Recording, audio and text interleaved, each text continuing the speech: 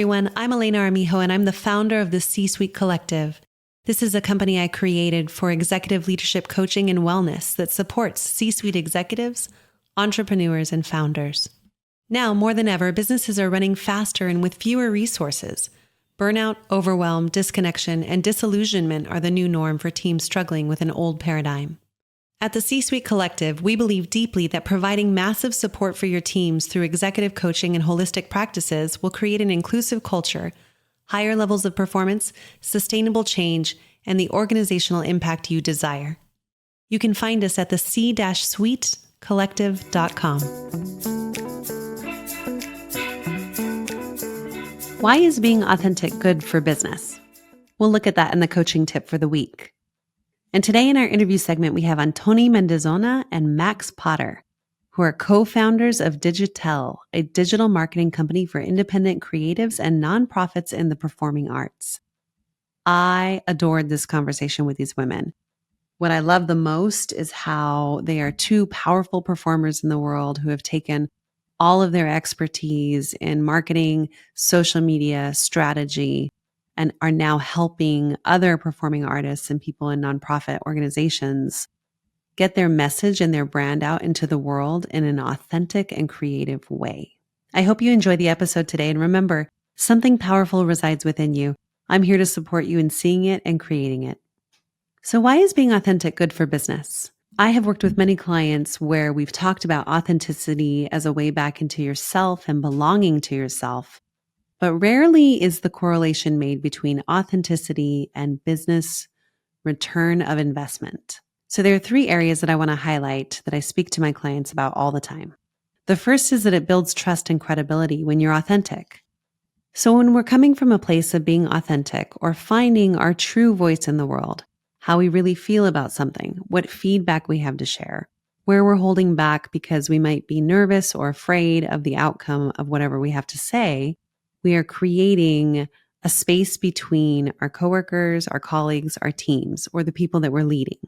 So the one thing I like to say is that to build trust and credibility, bringing your authentic self to the table gives somebody on the other side of the table something to meet you with. They actually know what you're thinking, what you're feeling, and they can do the work of processing for themselves what they think and feel on the other side of the table. This trust will also translate to increased customer loyalty, retention, and ultimately revenue growth.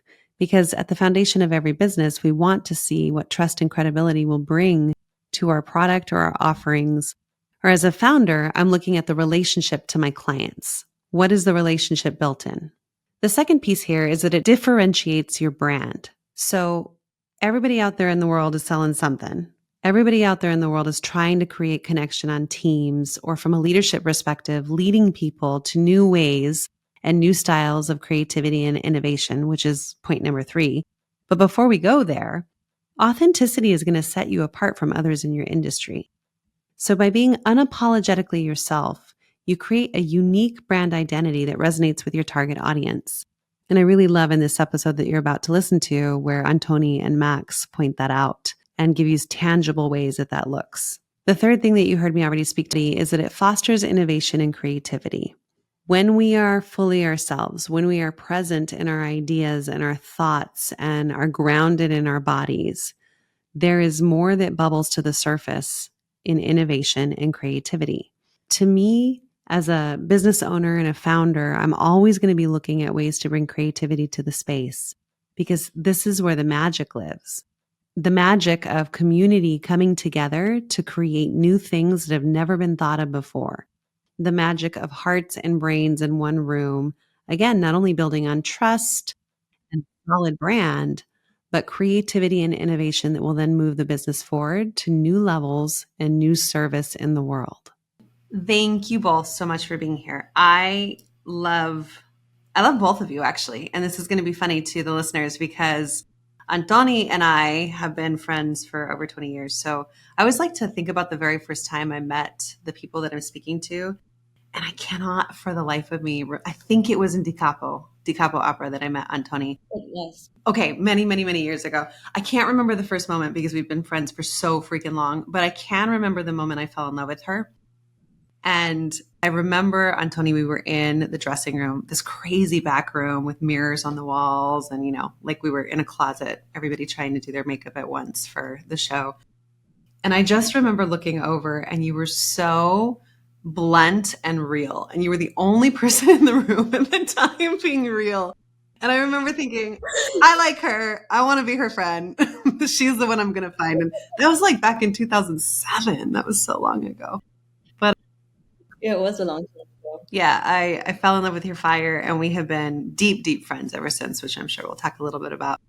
And Max, thank you so much for being here. I know you both are new business partners, which we're going to talk about in a second, but I only recently met you. I've only gotten to meet you once in person. And I remember the very first thing I thought when I walked into the bar is how much light you have, especially after a full day of working your tail off in the city.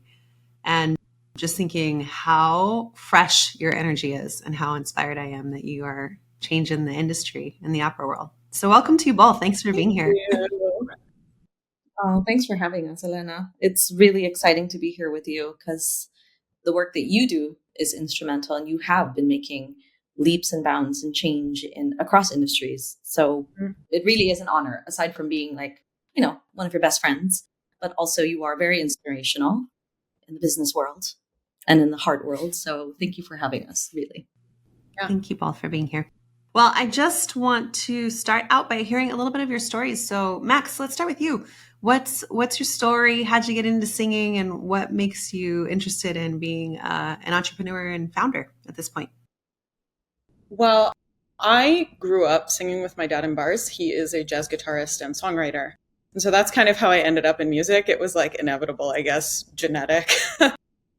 And I just sort of continued to follow that path because singing brought me so much joy, whether it was like jazz standards, blues, whatever. I moved into choral singing when I was in high school. And through that, my teacher there was like, you're quite good at this. You might want to like consider music school. Mm-hmm.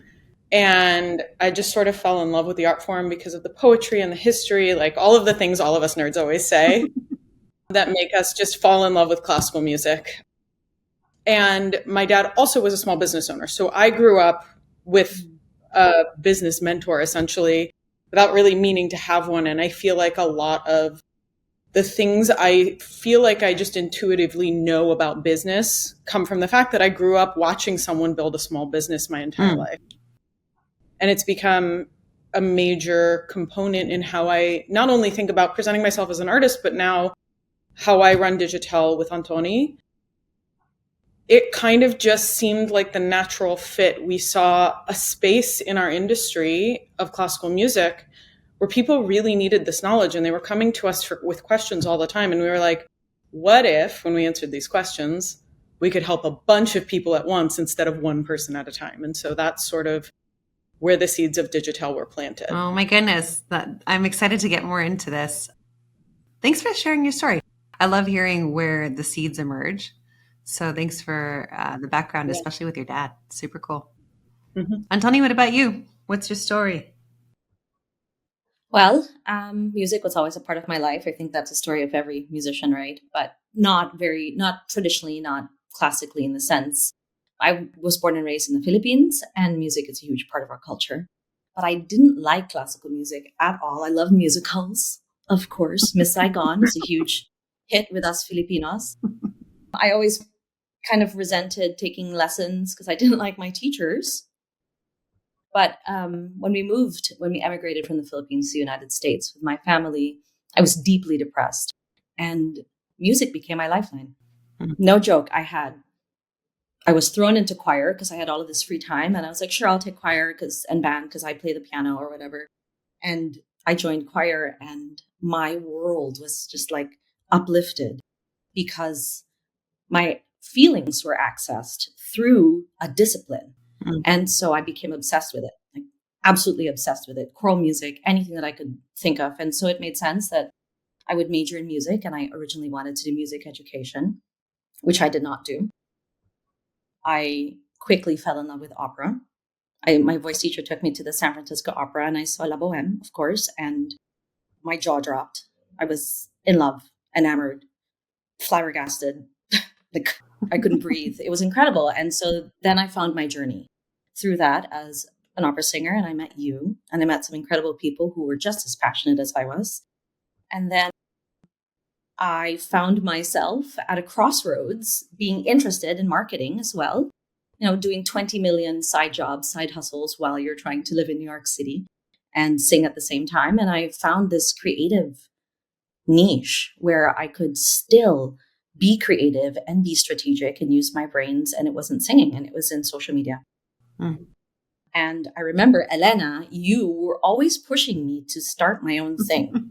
She was always like, well, what if you just, I feel like, and using all of this like language that she does in her industry. And I was like, I know what she's doing, but I just didn't feel ready. Mm. I felt like there was a lot I needed to learn. Mm-hmm. I felt like I needed to learn a lot more about the industry and outside of the industry, and about the art from an administrative perspective. And Max and I met doing that. And all of a sudden it was like, oh, now's the time.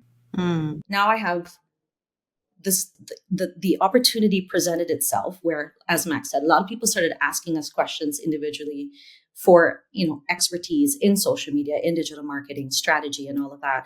And then we sort of like found there was this one moment, or maybe a few moments, where we realized we are both thinking the same thing in the same way. And there's a need for this, and we can be impactful. Mm. So then we started Digitelle. And I'm super excited and very grateful, actually, that we found each other through that really like roundabout path from like majoring in music education to not, and then finding myself back into an educational sphere, just slightly different. What a beautiful story, you two. So, how long has it been since you launched? We're brand new. So, what's your birth date of Digitelle? I think we filed our LLC paperwork on Galentine's Day, so like, and we launched in April this year. April of 2024, so brand new. So some of the things, I love hearing the beginning seeds of the story, and what I'm curious about is, as partners, what are some of the things you did foundationally before you even began? Because a lot of the people that I work with are founders or entrepreneurs or C-suite executives who are always in partnership conversations. So what are some of the ways that you all created that from the beginning, even before you launched? So I guess I'll put my 2 cents in first, is that the way we met was that I run the team of the social media team at Lenny Studio, which is a major digital marketing firm within the classical music industry. And Antoni was brought on when my former colleague left. And together we ended up getting put on some pretty significant accounts. And one of them, we were sort of allowed to do whatever we wanted to. And so we found this new way within our duo of talking about classical music that really resonated with people. And we saw it become extremely successful in terms of just like the analytics for the account and how we presented the topic to new audiences and found new target audience members. And through that working relationship, we would find ourselves on calls that would be like a little bit work, and then like a whole lot of conversation about how social media works, how it works within our industry, and like how we could use the fact that we know all of this information to help classical music continue to flourish in this kind of like new generation of music lovers. Yeah, so it was a long courting period, shall we say, of us kind of like recognizing how well we work together and how our skill sets complement each other, and then how our ideas about the industry and ideas of innovation and progress and value kind of worked really well together, and how we saw a lot of similarities. We were working on these accounts for, a long time. But I think easily for me, within 3 months, it was like, okay, this girl's really smart. She knows what she's doing. She's flexible. She's constantly learning. And this is how I want to do my own business. Even though I wasn't quite sure I wanted to do business yet, I just could tell that we were really starting to jive and speak the same language. And so I think maybe within 6 months, we were like, we should do this. We should do something together. And so we started kind of just having these conversations of like, okay, even before we were like, we're going to start an LLC, we're going to be social media educators, we just started talking about ideas and brainstorming and ideas very casually and very informally, right? Mm-hmm. And then finally we were like, I wasn't even sure if it was Max or me, but we're like, are we going to do this or not? I think we should definitely do it. And I was like, cool. Project manager comes in, all right, let's set launch date. Let's set this, let's set these things. What is it that we want to achieve? So then the business talk started coming in where it was like, all right, let's sit down. Let's create our mission. Let's create our vision. Let's do all of the important, business 101 things of making sure we're aligned, making sure that we have, a 1-year goal, a 3-year goal, 5-year goal, and then like a large picture goal, which I will say is very, very ambitious. Like the 10-year goal is very ambitious. Mm-hmm. As an ambition. It's not bad. It's not bad. I love ambition. I think ambition is important, but like it was very cool that we were able to have this conversation, and we're still having these conversations. And I think one of the important things when we really sat down like virtually, because I'm in Lisbon and she's in Santa Barbara, is we really want to maintain that we are flexible. We're flexible with where we want this to go and fluid, but we have established our ethics and our value system for the company, which has been very, very important for us. And we go back to it quite a bit, even when it comes to like creating reels for Instagram. Are our values represented in the content that we put out? Yeah. And I think that as we continue, the ethics and our mission to help artists advocate for themselves and be empowered in an industry where they don't always have their life in their hands is never going to change. Mm-hmm. And one of the things that I say is the most valuable thing in the world is finding people who think the way you do. Mm-hmm. And I think we found that in each other. That's so beautiful, ladies. I just want to highlight the foundational principles that I hear you speaking to, which was the ethics, values, mission aligned, and really just trusting and commitment. I really hear that you both reached this inflection point where it was like, okay, we're going to say yes. And that was the moment that kind of catalyzed all the energy into something else. So that's really beautiful. Speaking of the mission and vision, and I heard you start speaking to this, Max, a little bit, but there's a huge part of both of you that has advocacy in your business, in this industry. So can you speak to a little bit more about why that is something you both are very passionate about and what you're doing about it in your business? Well, for those of you who are not involved in the performing arts at all, this may come as not even remotely a shock to you, but the people who you see on stages in front of you who are making the art often don't have a lot of say in how their lives are lived. We're sort of always hanging on, did they hire us or did they not hire us? And there are so many more aspects to being an artist than what you see in front of you when you go see a Broadway show, an opera, a ballet, that we strongly believe if audiences knew about, they would be really invested in artists as individuals and not just purveyors of an art form.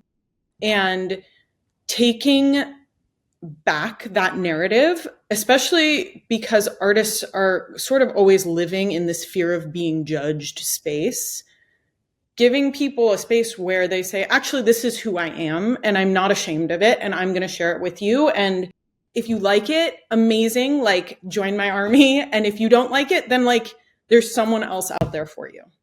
And that is the most important thing I think that we share with everyone, is that this is your space to be yourself. And being yourself is actually the most powerful thing you can do in your entire life. Well said. Antoni, anything to add? No, Max really just says everything about that. Like she kind of really just perfected that and really nailed it in the coffin. Everything that she says is true. And it's exactly why we got into it. We want artists to feel empowered. We want people to feel empowered with the decisions that they make and to not be ashamed and to not be ashamed to just ask for space. A lot of people are just ashamed to ask. And with that shame comes fear, right? It's really hard to identify sometimes because it's like it's all jumbled there. And we're, the artists are taught this from the very beginning, not literally, maybe some literally, but people are taught this from a very early age, to be afraid and to be ashamed of voicing who you are, of sharing who you are, of being vulnerable. And yet as artists, they ask you to be vulnerable on stage. So it's a very conflicting process. And sure, we're talking about social media here, but we do think that taking that back and taking that power back and presenting who you are, if that's what you choose to do on social media, does set a stage for you to be more courageous. And when you are more courageous, then you do some greater things, and then you're freer, right? You're free to do what you want. You're free to be creative. Then real creativity flies. And then you enjoy life and you enjoy what you're doing. It's a lot. It's like, it's a snowball effect. And be yourself on Instagram. it's a little absurd. You might just start really being yourself on stage. Well, and how magical is this? And then everywhere. Yeah, because in the business world, you all are mirroring exactly what's happening in corporate America too. So it's not just on, on stage. I think on stage is probably the most heightened version because we see exactly what you're saying. We see the vulnerability on stage, but now you all are giving us a peek behind the scenes. And in the corporate world, it's the same thing.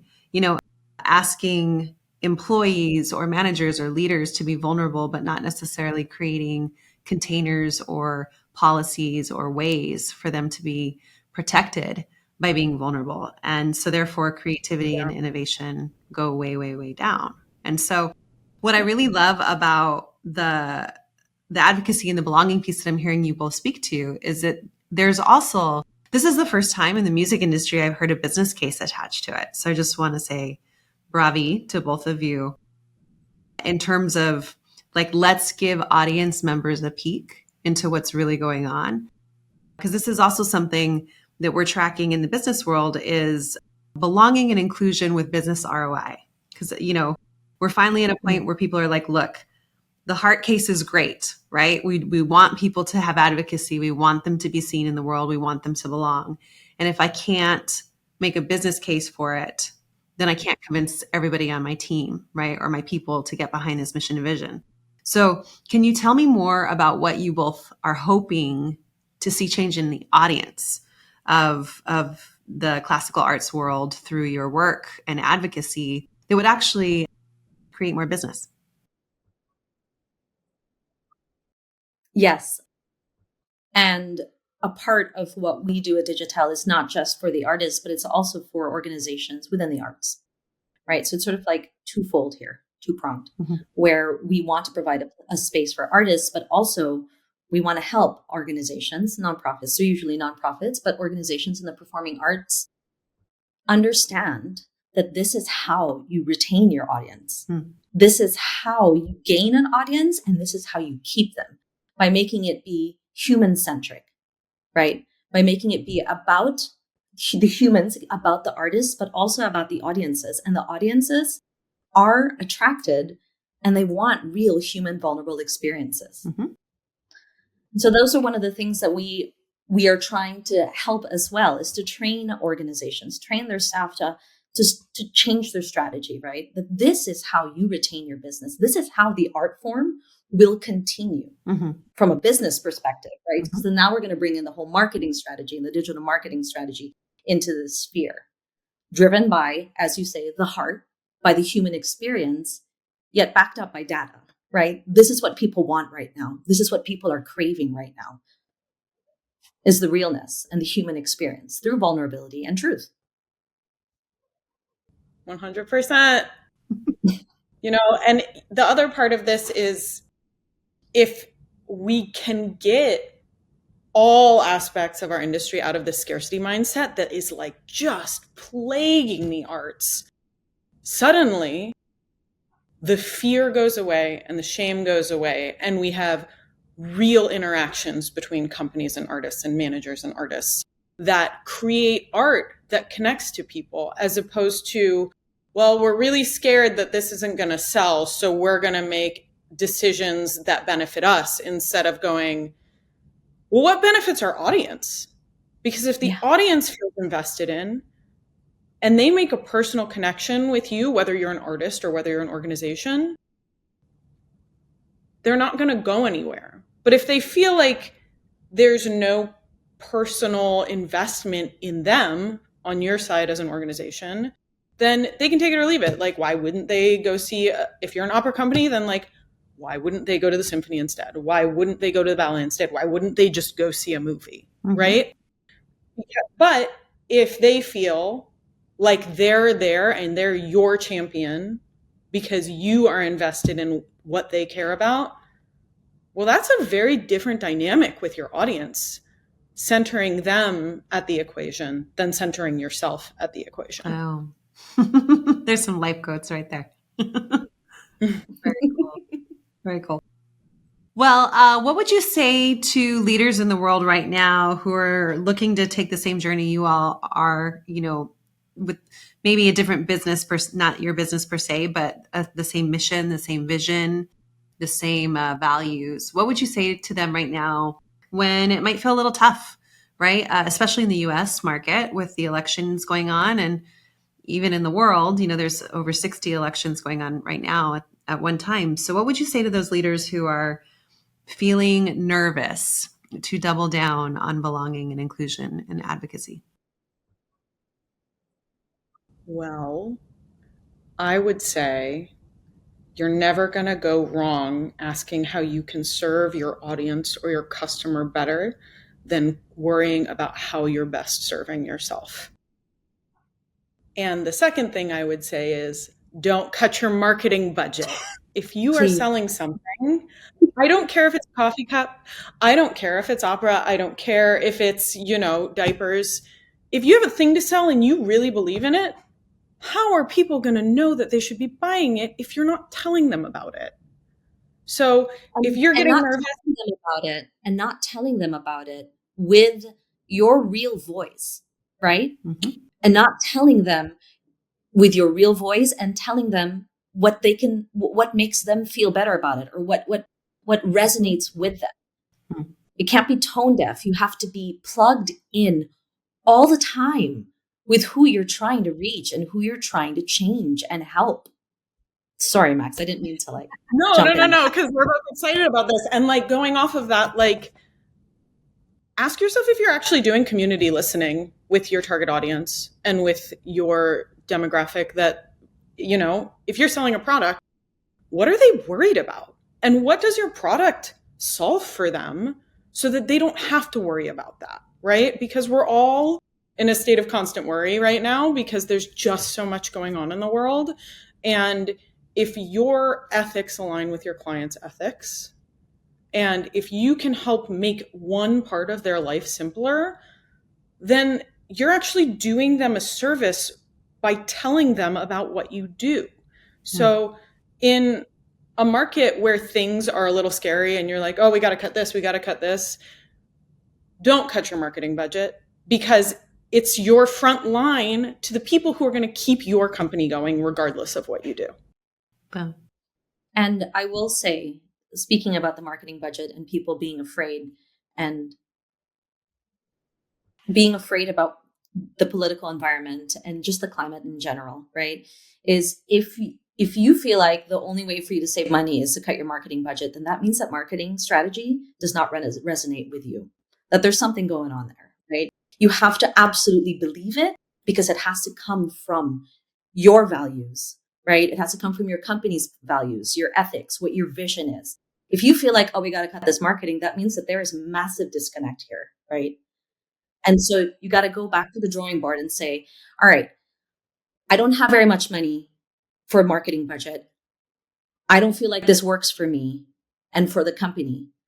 What can we do? Trust your team. Surround yourself with people that are human, that are empathetic, that share the same values, and that are good at what they do. And rework things. You just got to be flexible. Own the fact that people are afraid. Nobody wants to spend money. Own the fact that we are all people and lean in on that. Be empathetic.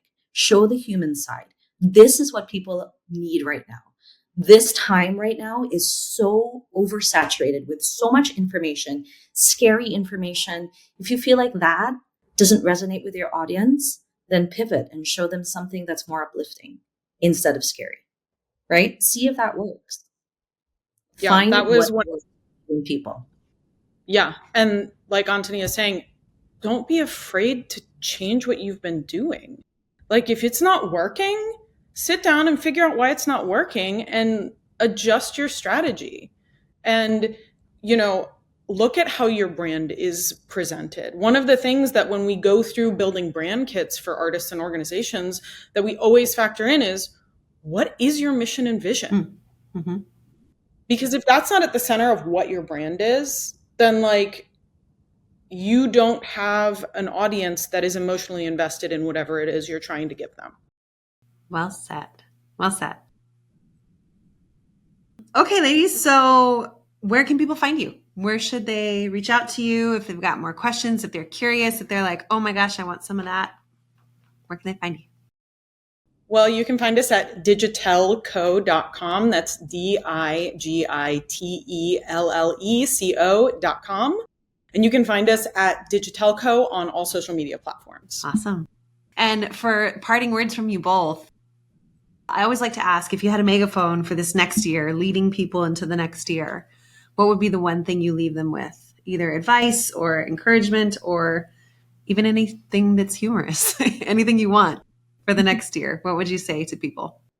Max, you're the copywriter. Me. You are the You're the copywriter. She's the copywriter. She's like the word wisdom whisperer. The word whisperer. I would say that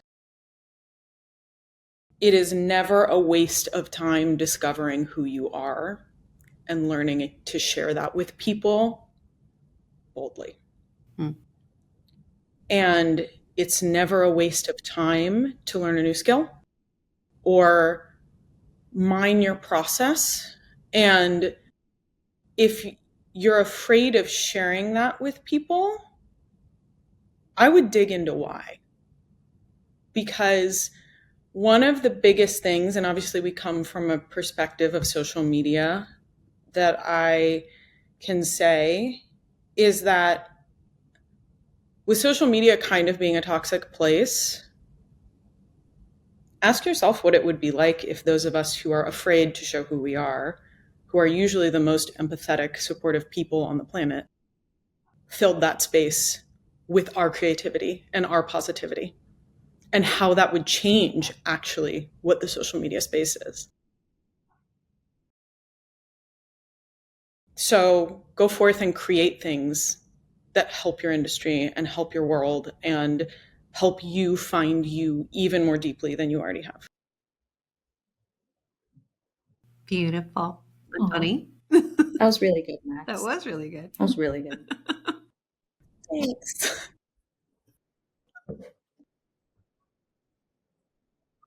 I had an idea and then I lost it.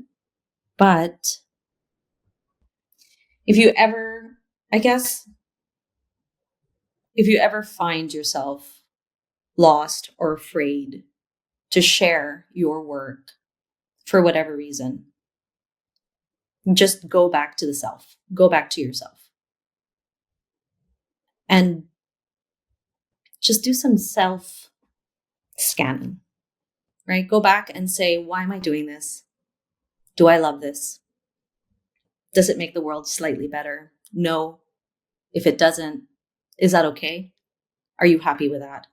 Just go back to yourself and see where you are and see if there is a reason to keep on doing what you're doing, or if you need to pivot, or if it's okay to share things, or if you don't want to share things. Ultimately, you are in control of your digital narrative, right? You are the one that should be in control of that. And I believe it has to be tied to the self and what drives you and what makes you feel fulfilled. If this conversation sparks something for you, let it move through your week. Take it with you, take on one small action to move the ball forward. And if you want to join our community of leaders who are daring to lead with courage and heart, you can find that at www.elenaarmijo.com or www.thec-suitecollective.com. I reserve a small number of complimentary 20-minute sessions for leaders who want clarity on what they need and insight into what is getting in the way. The practical next steps that create real movement and results in your leadership journey. So you can schedule a call through the link below. It's in the description. Like, subscribe. Thank you for listening, for showing up, and for doing the work of being human together.